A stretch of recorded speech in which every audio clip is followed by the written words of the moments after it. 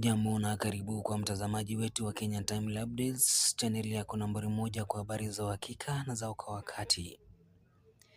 Simanzi na huzuni zimetanda kufuatia msiba mzito wa kusikitisha uliomfika Cheptab na familia yake. Ripoti zinabainisha kuwa marehemu alikuwa ametoka kushiriki chakula cha mchana na binti yake Cheptab hapo nyumbani kwao, kabla ya kuamua kutoka kwenda kutafuta kuni, licha ya hali mbaya ya hewa iliyotawala na mvua kubwa pamoja na upepo mkali. Mama huyu alipiga moyo konde na kuingia barabarani.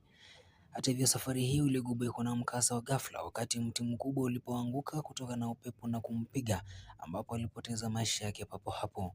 Ni kisa kilichowaacha wengi vinywa wazi na simanzi kubwa jinsi wakati wa amani wa familia ulivyogeuka kuwa msiba mzito wa kwa sekunde chache.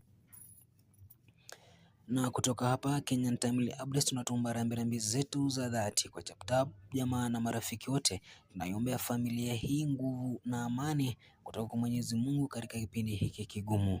Mungu ailaze roho ya marehemu mahali pema peponi. Mie ni Bravin